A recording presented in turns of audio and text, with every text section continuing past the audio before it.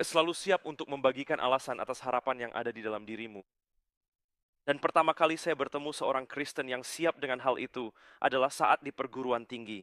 Jadi saya udah menghancurkan iman banyak orang sebelum masuk kuliah. Dan saya masuk ke kuliah dengan sangat percaya diri, dan saya bertemu seorang teman. Teman saya ini dan saya sedang mengikuti turnamen pidato dan debat, kami sekamar, dan suatu malam saya melihat dia sedang membaca Alkitab. Dan saya berpikir, oke, ini akan menyenangkan. Mari kita kalahkan satu lagi orang Kristen. Ini akan menghibur.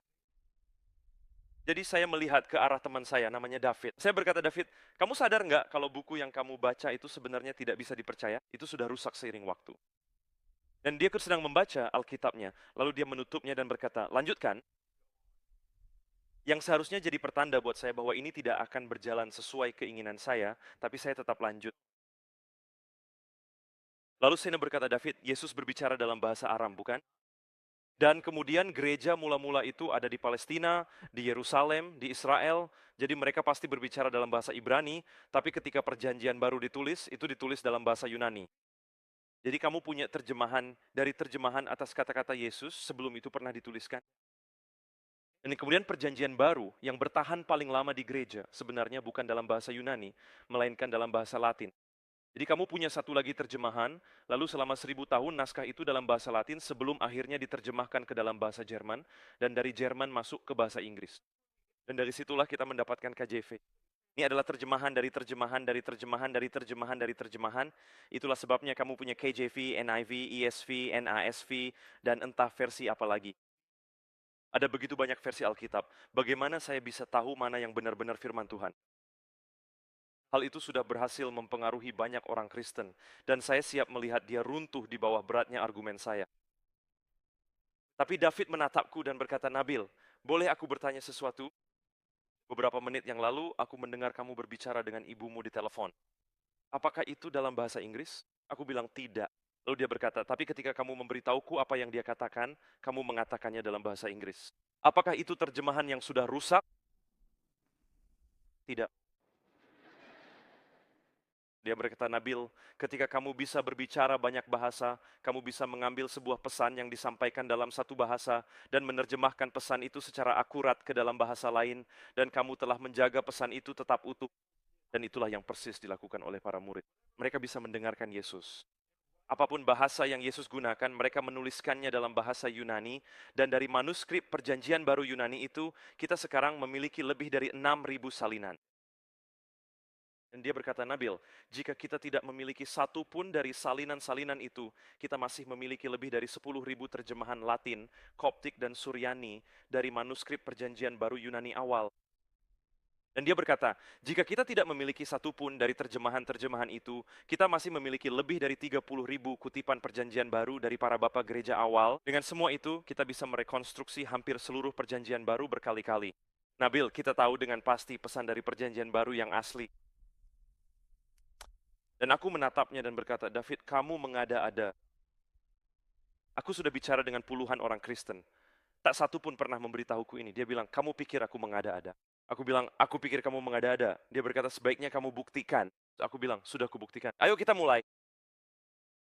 Jadi sejak saat itu, David dan aku mulai berdebat tentang hal-hal ini, tapi kami melakukannya demi mencari kebenaran. Bahkan kami jadi begitu sering berdebat sampai akhirnya memutuskan untuk mendaftar di kelas yang sama agar bisa duduk di belakang dan berdebat sepanjang waktu. Kami saling mengunjungi rumah masing-masing untuk belajar dan berdebat lagi. Dan seiring berjalannya waktu, karena kami menghabiskan begitu banyak waktu bersama dalam pencarian kebenaran, kami menjadi sahabat terbaik. Akhirnya aku menjadi salah satu pengiring pengantin di pernikahannya. Aku ada di sana saat anak pertamanya lahir.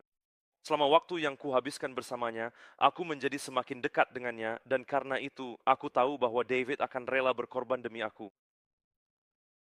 Dan ketika kamu bisa mempercayai seseorang, lalu mereka membagikan Injil kepadamu, itu memberikan dampak yang sangat besar.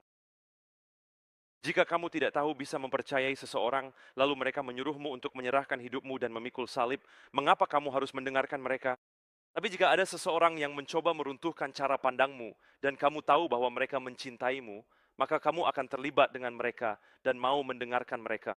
Jadi persahabatan itu benar-benar sangat penting, agar aku bisa mulai mendengar Injil. Dan itu membutuhkan waktu yang lama. Ini bukanlah peristiwa yang terjadi dalam semalam. Tapi setelah sekitar 1 tahun, aku sampai pada kesimpulan bahwa baiklah, naskah-naskah perjanjian baru itu memang dapat dipercaya.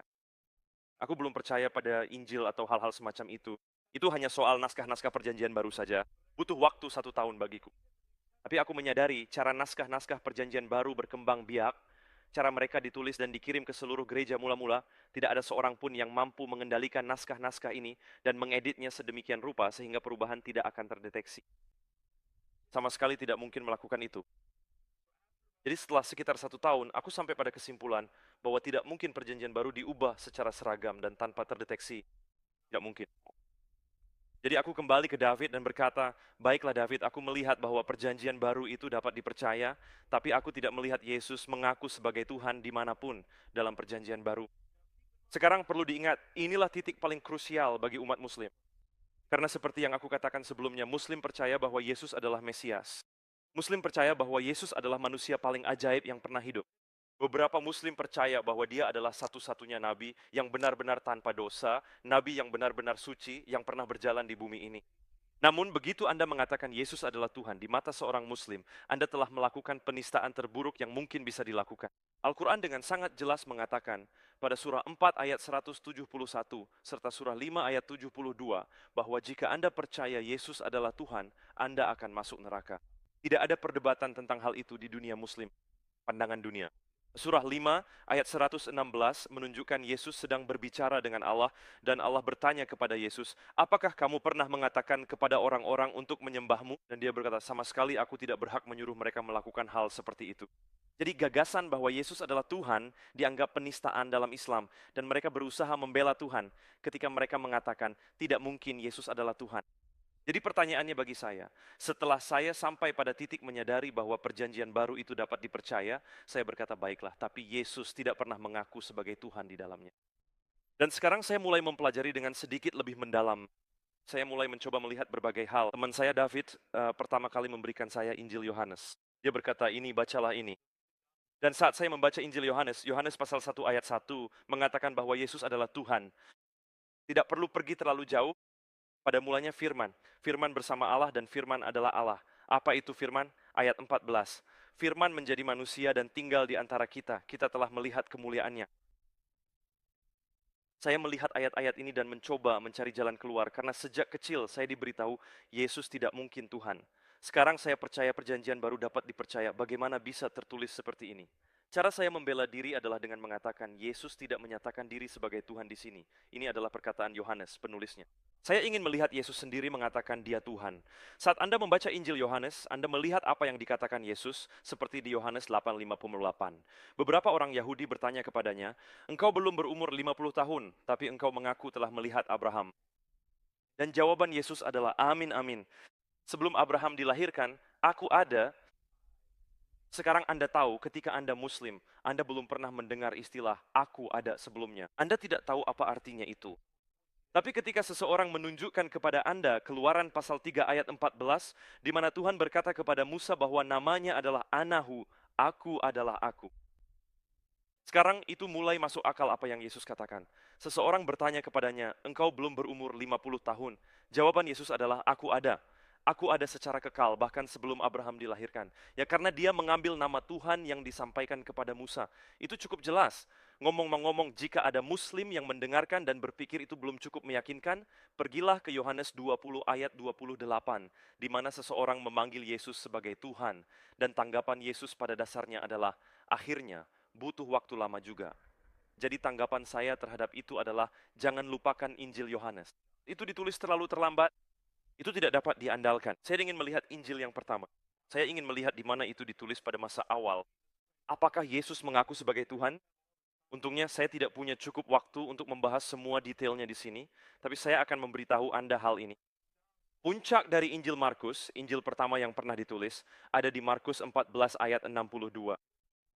Dan dalam satu ayat ini, Yesus membuat 2, bahkan mungkin 3, referensi ke perjanjian lama. Dengan berkata, akulah Allahnya Musa, akulah Allahnya Daniel, akulah Allahnya Daud. Dan ia melakukannya dengan sangat jelas sehingga para imam besar langsung mengoyakkan jubah mereka dan berkata, kalian telah mendengar hujat itu, apa yang harus kita lakukan? Dan itulah alasan mengapa mereka memutuskan untuk menyalibkannya. Dan mereka memang pantas menyalibkannya jika ia bukanlah Tuhan. Jadi Yesus mengklaim dirinya sebagai Tuhan. Sekarang bayangkan apa yang terjadi di pikiranku karena aku sebagai seorang muslim kini sampai pada kesimpulan bahwa perjanjian baru itu dapat dipercaya dan di dalam perjanjian baru itu aku melihat Yesus mengklaim dirinya sebagai Tuhan. Ini membuat semua yang pernah diajarkan kepadaku tentang Islam menjadi salah karena kami seharusnya menghormati Yesus. Tapi di sini ada bukti bahwa ia mengklaim sebagai Tuhan. Bagaimana aku bisa melakukan itu? Dan disonansi kognitif ini mulai membuatku gila. Sampai titik ini, aku hanya berdebat dengan temanku David, tapi sekarang aku menyadari bahwa penyelidikan ini sangat mungkin menentukan arah hidupku. Dan jadi aku mulai berdoa dengan sungguh-sungguh. Dan di tengah-tengah doa-doa ini, ya aku kembali ke temanku David dan berkata, ya aku perlu memiliki sebuah argumen. Aku perlu memiliki alasan yang baik dan kuat tentang apa yang membuat kekristenan itu benar. Karena orang Kristen mempercayai segala macam hal. Ada berbagai denominasi yang berbeda. Beberapa orang Kristen percaya ini, beberapa orang Kristen percaya itu. Apa hal yang akan membuat inti dari kekristenan itu benar? Dan aku menemukannya di Roma pasal 10 ayat 9. Paulus berkata, jika kamu mengaku dengan mulutmu bahwa Yesus adalah Tuhan dan percaya dalam hatimu bahwa Allah telah membangkitkan dia dari antara orang mati, kamu akan diselamatkan. Kamu tidak tahu kalau akan ada kuis dadakan di sini? Akuilah dengan mulutmu bahwa Yesus adalah Tuhan dan percayalah dalam hatimu bahwa Allah telah membangkitkan dia dari antara orang mati, maka kamu akan diselamatkan. Yesus haruslah Tuhan, dia harus mati di kayu salib dan kemudian bangkit dari kematian agar kekristenan itu benar. Sekarang ini sebenarnya adalah kasus yang sangat menarik. Pada saat aku sedang bergumul dengan beberapa hal ini, aku sedang di sekolah kedokteran. Sebagai mahasiswa kedokteran tahun keempat, aku menghabiskan banyak waktu di bangsal psikiatri. Bekerja di bangsal psikiatri.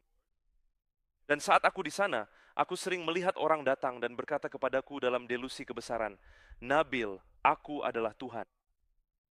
Dan tanggapanku kepada mereka biasanya, kami punya kamar untukmu. Ayo masuk. Mengaku sebagai Tuhan itu patologis. Dan pada abad pertama, jika seseorang mengaku sebagai Tuhan, tanggapannya sama. Kamu gila. Tapi jika orang itu kemudian berkata, tidak, tunggu, lihatlah, aku akan dibunuh, dan pada hari ketiga aku akan bangkit dari kematian, dan itulah buktiku untukmu bahwa aku adalah Tuhan. Sekarang kita punya sesuatu untuk diperhatikan. Sekarang kita punya sesuatu untuk dilihat. Kebangkitan adalah pembenaran atas klaim Yesus sebagai Tuhan. Siapapun bisa mengaku sebagai Tuhan. Tapi jika seseorang mengaku sebagai Tuhan lalu membuktikannya dengan bangkit dari kematian, maka itulah orang yang layak dipercaya. Jadi pertanyaannya adalah, adakah bukti bahwa Yesus bangkit dari kematian? Sekali lagi, jika ada yang ingin bertanya tentang hal ini, atau jika ingin dibahas dalam sesi tanya-jawab, maka kita bisa mendiskusikannya lebih lanjut. Namun saat saya menyelidiki bukti-bukti seputar kematian Yesus, saya sampai pada kesimpulan bahwa semua bukti secara konsisten menunjukkan bahwa Yesus bangkit dari kematian. Sekarang, ada sesuatu yang sangat mendalam di situ, karena sebagai seorang Muslim, Al-Quran bahkan tidak membiarkan Anda percaya bahwa Yesus wafat di kayu salib. Al-Quran mengatakan dalam surah An-Nisa, yaitu surah keempat, ayat 157, وَمَا كَتَلُوهُ وَمَا سَلَبُوهُ وَلَكِنْ شُبِّهَ لَهُمْ, yang artinya, dia tidak dibunuh dan tidak pula disalibkan, tetapi yang demikian itu hanya dibuat seolah-olah bagi mereka. Jadi Al-Quran menyangkal bahwa Yesus dibunuh melalui penyaliban. Tetapi jika Anda mempelajari sejarah kehidupan Yesus, saya tidak berbicara tentang orang Kristen yang mempelajari sejarah kehidupan Yesus. Saya berbicara tentang para sarjana ateis, skeptis, dan agnostik seperti Paula Fredrickson, Marcus Borg, dan Bart Ehrman yang semuanya bukan orang Kristen. Mereka semua mengatakan bahwa jika ada satu hal yang bisa kita ketahui tentang kehidupan Yesus, itu adalah bahwa dia wafat melalui penyaliban di bawah pemerintahan Pontius Pilatus. Kematian Yesus adalah fakta paling kuat mengenai kehidupannya secara historis, dan hal itu saja sudah menantang kebenaran Al-Quran. Dan sebagai seorang Muslim, saya benar-benar harus bergulat dengan hal itu. Dan kemudian saya memiliki semua bukti ini bahwa dia benar-benar bangkit dari kematian. Jika Anda ingin mengetahui beberapa bukti tersebut, saya sarankan Anda membaca sebuah buku berjudul The Case for the Resurrection of Jesus, karya Gary Habermas dan Mike Licona. Jadi saya melihat bukti-bukti ini dan saya melihat sebuah argumen tentang keilahian Yesus dan tentang kekristenan yang mulai terbentuk. Ngomong-ngomong, ini memakan waktu 3 tahun persahabatan dengan David untuk sampai ke titik ini. Bukan pencarian yang terjadi dalam semalam. Jadi David dan saya sedang pulang dari tempat yang sangat maskulin. Kami tadi berada di bar smoothie. Di dalam perjalanan pulang, David bertanya kepada saya, dia berkata, Nabil, kita sudah mempelajari hal ini cukup lama. Menurutmu, bagaimana posisi argumen untuk kekristenan? Dari 0 sampai 100, jika 0 itu sama sekali tidak benar dan 100 itu benar sepenuhnya, menurutmu di mana posisi argumen untuk kekristenan? Saya pun memikirkan setiap kriteria itu. Ya, saya 99% yakin Yesus wafat di kayu salib, sekitar 90% yakin dia mengaku sebagai Tuhan. 90% yakin dia bangkit dari kematian. Saya menempatkannya di angka 80 sampai 85% David, dan dia hampir saja menyemburkan smoothie-nya, yang jelas tidak keren karena itu di mobil saya. Lalu dia menatap saya dan berkata, Nabil, kalau begitu kenapa kamu tidak menerima Injil? Dan saya bilang, David, karena saya 100% yakin dengan Islam, meskipun saya 80 sampai 85% percaya pada argumen kekristenan, argumen untuk Islam lebih kuat. Dan dia menatap saya dan berkata, Nabil, kamu bahkan belum pernah mengkritisi argumen untuk Islam. Dan saya bilang, saya tahu, tapi saya memang seyakini itu. Saya sudah mendengar bukti-bukti tentang Al-Quran sejak kecil. Saya sudah mendengar bukti-bukti tentang Muhammad sejak kecil. Saya yakin bahwa Islam itu benar. Dan dia berkata, kalau begitu, uji saja. Dan inilah hal yang krusial. Dia berkata, ujilah dengan tingkat pengujian yang sama seperti yang kamu lakukan pada kekristenan. Dengan tingkat skeptisisme yang sama, terapkan kriteria sejarah yang sama, lalu beritahu aku hasil akhirnya. Dan saya sangat yakin. Saya bilang, tentu tidak masalah. Jadi saya menerapkan tingkat skeptisisme yang sama, secara historis. Saya harus singkatnya, tapi inilah yang saya temukan. Ketika membahas tentang Yesus, saya sangat skeptis terhadap Injil Yohanes misalnya, karena menurut para sarjana kritis, bukan menurut orang Kristen, tapi menurut para sarjana kritis, Injil Yohanes ditulis antara 60 dan mungkin paling lambat 70 tahun setelah kematian Yesus. Jadi saya bersikap kritis terhadap Injil Yohanes. Pertama kali ada yang menulis tentang kehidupan Muhammad adalah 150 tahun setelah kematiannya. Dan kemudian orang yang menulisnya, sebenarnya buku itu hilang. Dan yang kita miliki sekarang adalah seseorang lain yang menyelamatkan sebagian dari buku itu dan berkata, saya hanya menyimpan sebagian dari buku ini karena sisanya menurut saya benar-benar tidak masuk akal. Yesus Portmandi yang kita miliki kehidupan Muhammad muncul jauh lebih lama dibandingkan bukti pertmia yang kita miliki tentang kehidupan Yesus. Dan bahkan diklaim oleh orang yang menyelamatkannya bahwa itu tidak dapat diandalkan. Lalu saya mulai melakukan perbandingan berdampingan. Oke, bagaimana sejarah Al-Quran dibandingkan dengan Alkitab? Oke, seperti apa kehidupan Muhammad? Sejak kecil saya diajarkan bahwa Muhammad adalah manusia paling luar biasa yang pernah ada. Saya diajarkan bahwa Muhammad adalah negarawan hebat, diplomat hebat, jenderal hebat, pemimpin hebat. Saya diajarkan bahwa dia adalah suami yang hebat dan pembela hak-hak perempuan, serta pembela kaum tertindas. Begitulah cara umat muslim memandang Muhammad. Jadi ketika Anda melihat umat muslim memuliakan Muhammad, itulah sosok yang mereka muliakan, seorang pria hebat yang legendaris. Namun ketika saya mempelajari bukti-bukti sejarah, tidak hanya bukti itu muncul terlambat dan tidak benar-benar dapat diandalkan, tetapi ketika saya benar-benar melihat apa yang tertulis, Muhammad dalam catatan sejarah sangat berbeda dengan Muhammad di hati umat muslim. Dan saya mau menyadari bahwa saya harus memilih salah satu di antara keduanya. Dan jika saya ingin jujur dan mengikuti tantangan David serta menerapkan kriteria sejarah yang kritis, maka inilah Muhammad yang harus saya yakini pernah ada. Seorang yang penuh kekerasan. Jadi saya berkata, baiklah, saya tidak bisa lagi mengandalkan Muhammad. Mungkin saya harus mengandalkan inspirasi dari Al-Quran, karena umat muslim percaya pada syahadat. Untuk menjadi seorang muslim, Anda harus percaya pada syahadat, yaitu La ilaha illallah Muhammad Rasulullah. Tidak ada Tuhan selain Allah. Dan Muhammad adalah utusannya. Jadi tidak ada Tuhan selain Allah, dan saya mencoba membela itu melalui Al-Quran, dan Muhammad adalah utusannya. Saya mencoba membela itu dengan menyelidiki kehidupannya. Bagian ini tidak berhasil, jadi saya kemudian beralih ke Al-Quran dan saya mulai berkata, ya, Al-Quran pasti adalah firman Tuhan. Dan saya menelusuri semua alasan apologetik yang telah saya terima sejak kecil tentang mengapa Al-Quran adalah firman Tuhan. Saya diberitahu bahwa Al-Quran tidak pernah berubah. Saya diberitahu bahwa Al-Quran memiliki mukjizat di dalamnya, pengetahuan ilmiah yang ajaib. Saya diberitahu bahwa Al-Quran memiliki ramalan tentang masa depan. Dan ketika saya mulai menyelidiki satu persatu klaim tersebut, lagi-lagi dengan pandangan kritis yang sama seperti yang saya gunakan pada kekristenan, semuanya mulai runtuh. Dan ketika Anda menerapkannya, dan saya akan katakan ini sekarang setelah mengamati banyak pandangan dunia yang berbeda, ketika Anda menerapkan tingkat skeptisisme yang sama kepada agama Kristen, kepada pandangan dunia lainnya, agama Kristen akan menjadi yang teratas. Setiap saat, dan saya berbicara di atas. Pimpinan Mas hari lalu saya berbincang dengan teman di Oxford yang ateis, dan mereka berkata, Nabil, saya punya masalah dengan agama Kristen di sini, di sini, di sini, dan di sini. Saya berkata, saya mengerti itu. Tapi terapkan kritik skeptis yang sama itu pada ateisme.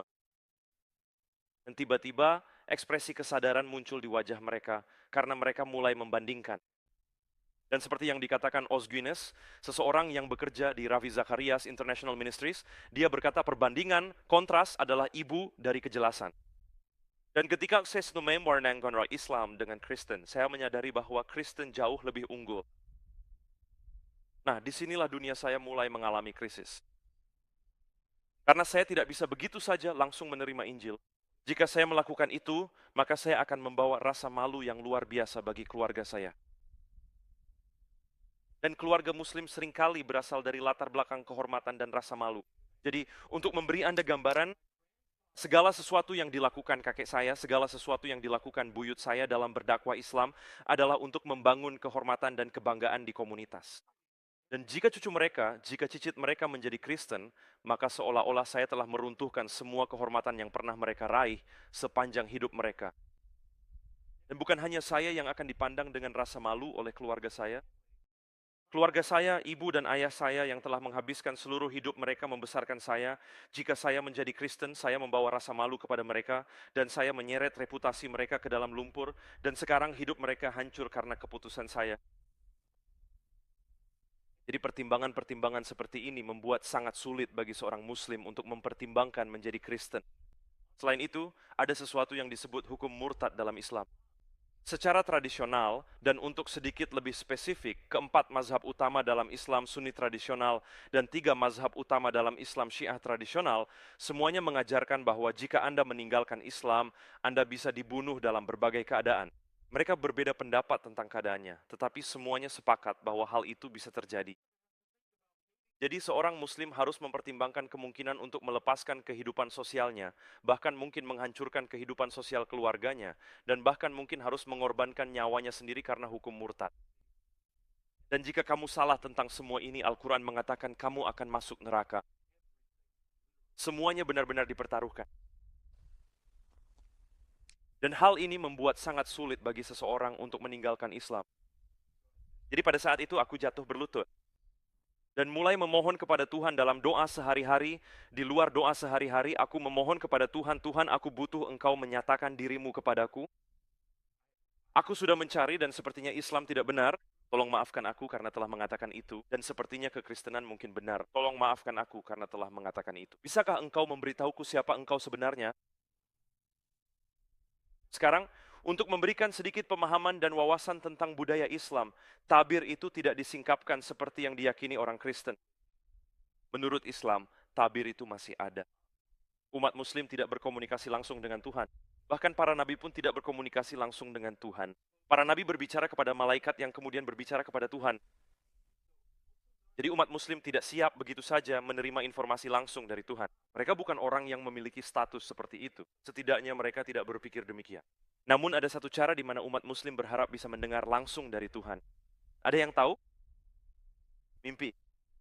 Umat Muslim percaya bahwa mereka bisa menerima mimpi dari Tuhan sebagai petunjuk. Jadi mereka meminta kepada Tuhan agar diberikan mimpi sebagai petunjuk. Ada jenis doa khusus yang disebut salat istikharah, di mana umat Muslim secara khusus berlutut dan berkata, "Ya Tuhan, tuntunlah aku melalui mimpi." Ayah saya memilih pekerjaannya berdasarkan mimpi-mimpi itu. Saudara perempuan saya memilih suaminya berdasarkan mimpi. Kami memutuskan kapan harus pindah berdasarkan mimpi. Dan omong-omong, beberapa mimpi ini ternyata menjadi kenyataan secara profetik. Sebagai contoh, ibu saya ketika menikah dengan ayah saya, beliau bermimpi sedang menanam 4 benih di tanah. Dan 2 dari benih itu tumbuh menjadi pohon, sedangkan 2 lainnya tidak. Beliau lalu pergi ke tante saya dan berkata, "Aku baru saja bermimpi seperti ini." Dan tante saya berkata kepadanya, "Berbahagialah kamu, karena Tuhan sudah memberitahumu bahwa kamu akan hamil 4 kali dan akan memiliki 2 anak serta 2 kali keguguran." 17 tahun kemudian, itulah yang benar-benar terjadi. Saya punya beberapa cerita menyeramkan yang bisa saya bagikan, tapi kita tidak punya cukup waktu. Hal seperti ini terjadi cukup sering.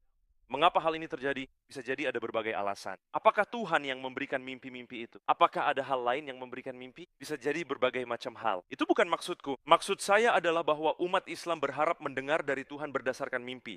Dan tampaknya mereka punya alasan kuat untuk mempercayai hal itu. Maka aku pun berdoa kepada Tuhan agar diberikan mimpi dan penglihatan. Akhirnya aku mendapat 1 penglihatan dan 3 mimpi. Saya akan memberi Anda mimpi kedua, karena itulah yang paling kuat bagi saya. Saya menginginkan sesuatu yang sangat jelas, dan Tuhan memberikan saya mimpi yang sangat jelas. Ngomong-ngomong, pada titik ini sudah sekitar 4 tahun sejak saya dan David mulai mendiskusikan kekristenan dan Islam. Dalam mimpi itu saya berdiri di ambang sebuah pintu sempit. Pintu ini hanya cukup lebar untuk saya, hanya cukup tinggi untuk saya. Dan ada kedalamannya, mungkin sekitar 5 atau 7 kaki. Pintu itu terbuat dari batu bata, semacam lengkungan. Saat aku melihat ke pintu itu, ada sebuah ruangan yang dihias dengan pesta. Meja bundar, orang-orang duduk di pesta ini. Makanannya sudah dikeluarkan. Dan orang-orang mengenakan pakaian indah, suasananya seperti pesta pernikahan, dan mereka akan segera mulai makan, tapi mereka belum mulai, mereka semua melihat ke arah itu, mereka menunggu pemilik, atau pembicara, atau siapapun untuk datang dan memulai pesta ini, dan aku ingin masuk ke ruangan itu, karena aku tahu ruangan itu adalah surga, tapi aku tidak bisa, karena di ujung lain pintu itu ada temanku, David. Dia juga duduk dan menunggu, dia tidak melihat ke arahku, tapi dia agak menghalangi jalan. Aku tidak bisa melewatinya. Jadi aku berkata kepadanya dalam mimpi, kupikir kita akan makan bersama. Dan dia berkata, kamu belum merespons. Dan dalam mimpi itu, aku tahu bahwa aku harus merespons undangan David agar bisa masuk ke surga. Tapi disinilah semuanya jadi aneh. Ketika aku bangun, aku menelepon David dan aku bertanya padanya, menurutmu apa arti mimpi ini? Dan itu adalah pertama kalinya aku mendengar seseorang memutar bola matanya lewat telepon. Dan dia berkata, Nabil, mimpi ini sangat jelas. Aku tidak perlu menafsirkannya untukmu. Cukup buka Alkitab. Dan aku berkata, maksudmu apa? Dia berkata, buka Lukas pasal 13. Ngomong-ngomong, David memang sangat paham kitab suci, dan dia sudah memberiku sebuah Alkitab studi. Dan ketika aku membuka Lukas pasal 13, di sana tertulis dengan huruf besar dan tebal, pintu yang sempit. Saat aku melihat itu, jantungku serasa berhenti berdetak, karena itulah simbol terkuat dalam mimpiku. Dan aku mulai membaca. Aku akan menceritakannya secara singkat untukmu. Dan pada dasarnya inilah yang tertulis di sana. Yesus sedang berkeliling kota dan desa memberitakan kabar baik, dan para murid bertanya kepadanya, Tuhan, apakah banyak yang akan diselamatkan? Dan dia berkata, berusahalah sekuat tenaga untuk masuk melalui pintu yang sempit itu. Sebab banyak, aku katakan kepadamu akan berusaha, tetapi hanya sedikit yang dapat masuk. Dan kamu akan melihat orang-orang duduk di dalam pada pesta pernikahan di surga. Berusahalah sekuat tenaga untuk masuk sebelum pemilik rumah datang dan menutup pintu itu.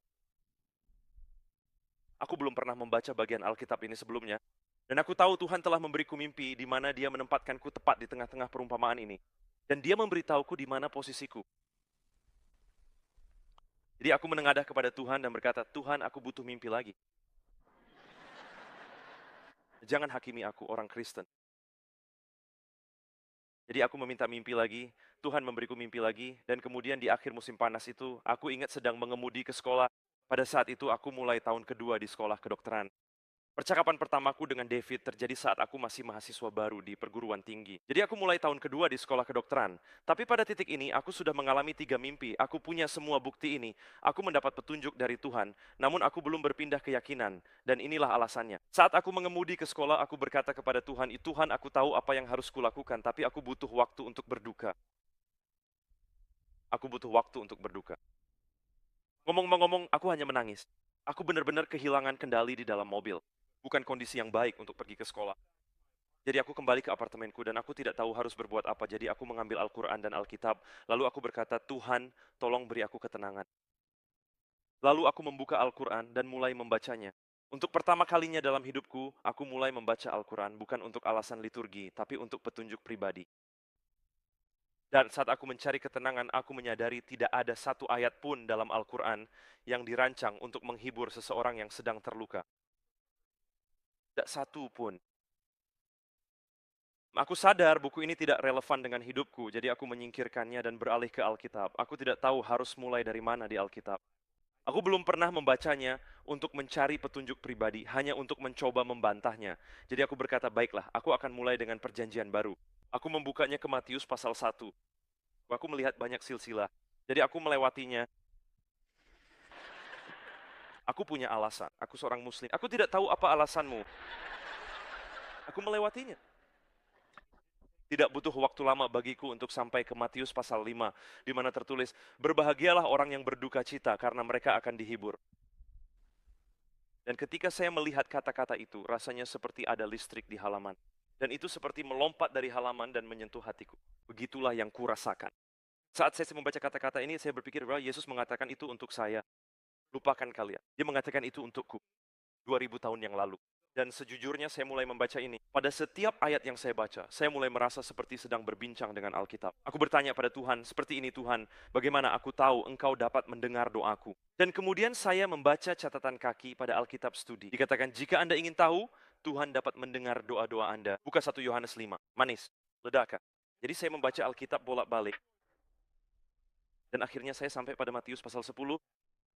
Matius pasal 10 mengatakan dia yang memberitakan aku. Itu di hadapan orang-orang sedunia ini, aku akan mengakui dia di hadapan Bapakku di surga. Dan barang siapa menyangkal aku di hadapan orang-orang di dunia ini, aku pun akan menyangkal dia di hadapan Bapakku di surga. Lihat, aku sudah memiliki semua bukti yang kubutuhkan. Aku sudah mendapatkan semua bimbingan rohani yang aku minta. Dan sekarang aku mendapatkan penghiburan emosional melalui firman, mengetahui bahwa itu adalah firman Tuhan, tapi aku belum memberitakan. Aku memandang kepada Tuhan dan berkata, Tuhan, jika aku melakukan ini, aku harus meninggalkan keluargaku. Ayat-ayat berikutnya di Matius pasal 10, kamu ingin tahu apa isinya. Barang siapa mengasihi ayah atau ibunya lebih daripada aku, ia tidak layak bagiku. Saat aku membaca itu, aku berkata, Tuhan, ini bukan hanya tentang orang tuaku saja. Ini tentang seluruh hidupku. Apa yang dikatakan ayat-ayat berikutnya? Barang siapa tidak mau memikul salibnya dan mengikut aku, ia tidak layak bagiku. Ya, Tuhan tahu harganya. Harga yang harus dibayar oleh orang muslim hari ini, harga yang mungkin juga harus kamu bayar jika kamu mendengarkan ini, bukanlah harga yang baru. Itulah harga yang harus dibayar para murid sejak awal mula. Itulah harga yang harus kita semua siap bayar jika kita ingin mengikuti Yesus. Jadi aku berlutut dan aku berdoa sesuatu. Tidak ada yang pernah memberitahuku tentang doa pertobatan. Aku berdoa dengan kata-kata yang terdengar sangat Islami, tapi aku memang berkata, Tuhan, aku percaya Engkau adalah Yesus dan aku berserah kepadamu. Dan aku berterima kasih karena Engkau telah menanggung dosaku, mati di kayu salib dan bangkit dari kematian. Aku ingin mengikutmu dengan hidupku. Dan pada saat itu aku telah menyetujui Injil secara intelektual. Tapi aku rasa aku belum benar-benar memahami Injil saat itu. Itu baru terjadi beberapa hari kemudian. Ketika aku melihat ayahku menangis untuk pertama kalinya dalam hidupku. Ayahku adalah seorang veteran Angkatan Laut Amerika Serikat selama 24 tahun. Angkatan Laut. Bagiku dia adalah archetype kekuatan. Dia seperti Superman bagiku. Dan inilah yang dia katakan padaku. Dan hanya itu yang dia katakan. Dia seperti Supermanku. Dan hanya ini yang dia katakan Nabil hari ini. Aku merasa seolah tulang punggungku telah dicabut dari diriku. Dan ibuku tidak mengucapkan sepatah kata pun. Seolah-olah ada cahaya di matanya sampai hari itu dan aku baru saja mematikannya. Sejak saat itu, dia tidak pernah sama lagi. Dan setelah percakapan itu dengan mereka, aku langsung jatuh berlutut dan mulai berkata kepada Tuhan, Tuhan, kenapa Engkau tidak membunuhku? Kenapa Engkau tidak membunuhku, Tuhan? Karena sebelum mereka tahu, aku sudah menjadi orang percaya, aku sudah diselamatkan, aku akan masuk surga jika Engkau membunuhku. Aku akan bahagia, Engkau akan bahagia, mereka akan bahagia, kita semua akan bahagia jika Engkau membunuhku sebelum aku memberitahu mereka. Kenapa Engkau tidak membunuhku? Saat itu, kau tahu rasanya saat kadang kau menangis dan mengulang sesuatu. Aku hanya berpikir, kenapa tidak membunuhku? Segala macam cairan keluar dari wajahku. Air liur, air mata, dan ingus mengalir di wajahku. Aku berkata, Tuhan, kenapa engkau tidak membunuhku? Aku terus mengulanginya. Kenapa engkau narasi bunuhku? Aku mendengar kata-kata ini, karena ini bukan tentang dirimu. Pada saat itu hidupku, teologiku, segalanya dalam diriku seperti diribut. Dan aku berdiri dari sana. Dan aku berjalan keluar. Ngomong-ngomong, aku sudah menangis semalaman, jadi ini adalah pagi berikutnya. Aku berjalan keluar dan aku tahu ini terdengar klise, tapi memang benar. Semuanya terlihat berbeda. Semuanya tampak berbeda. Itu adalah apartemen yang sama, pohon yang sama, jalan yang sama, tapi semuanya tampak berbeda. Dan satu hal yang paling terlihat berbeda adalah ketika aku melihat seseorang berjalan menyeberang jalan. Sekarang, aku sudah melihat itu jutaan kali sebelumnya, tapi untuk pertama kalinya aku sadar bahwa itu bukan sekadar seseorang. Itu adalah seseorang yang rela Tuhan mati untuknya. Bisakah kamu maksudku pikirkan tentang ini? Sebagai seorang muslim sepanjang hidupku, aku percaya bahwa Tuhan duduk di atas takhtanya dan dia tidak akan pernah masuk ke dunia ini. Dia memerintah kita dari atas dan memberi kita banyak hal untuk dilakukan. Lalu dia akan menghakimi kita di akhir zaman. Tapi kisah ini adalah bahwa Tuhan rela masuk ke dunia ini, ke dunia yang kotor. Dan dia rela hidup sebagai seorang tukang kayu, seorang pekerja kasar. Dan dia rela hidup bersama orang-orang yang pada akhirnya akan mengkhianatinya.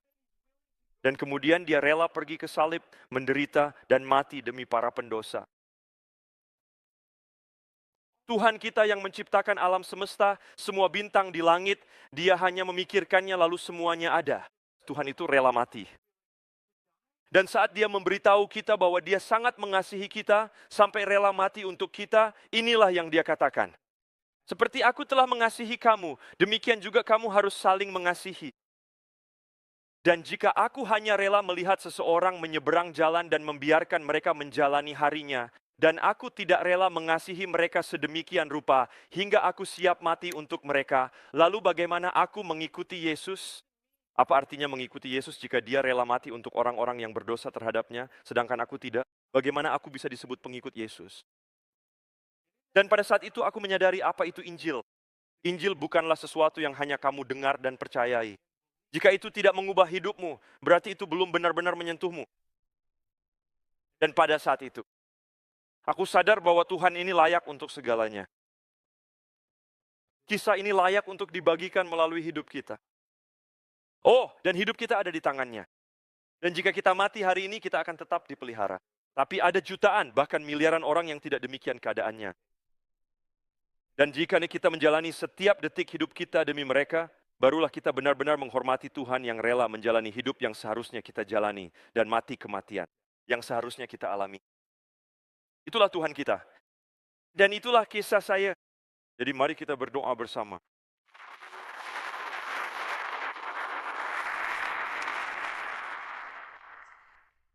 Tuhan, aku tahu ada orang-orang di ruangan ini yang mendengar sebagian dari ini untuk pertama kalinya. Bahwa kami tidak percaya hanya karena iman buta. Itu bukan yang Engkau panggil kami untuk lakukan. Engkau memanggil kami untuk memiliki alasan atas pengharapan yang ada di dalam kami. Engkau memerintahkan kami untuk dapat menjelaskan kebenaran dengan lemah lembut. Tuhan, ada orang-orang di sini yang mulai mendengar apa sebenarnya pesan Kristen itu. Bukan tentang mempercayai Tuhanku versus Tuhanmu atau mempercayai semua hal aneh ini, tetapi mempercayai Tuhan yang begitu mengasihi kita, dia rela membayar hukuman untuk kita. Tuhan yang mengasihi kita bukan berdasarkan kinerja, tetapi karena dia adalah Bapa kita. Dan seorang ayah mencintai anak-anaknya tidak peduli apa yang mereka lakukan. Tuhan, aku berdoa agar Engkau masuk ke dalam hati setiap orang saat ini juga. Dan aku berdoa, Tuhan, saat kita mengakhiri malam ini, saat kita masuk ke sesi tanya jawab, Tuhan, kiranya Engkau memimpin hati dan pikiran saat ini, baik di ruangan ini maupun di seluruh dunia maya. Tuhan, kami membutuhkan-Mu. Hidup ini terlalu singkat untuk dijalani sendiri. Kami membutuhkan-Mu saat ini juga. Jadi Tuhan, mohon besertalah dengan kami. Tolong gerakkan hati kami, dan tolong pimpin kami sepanjang malam ini. Kami berdoa dalam nama Putra-Mu Yesus. Amin.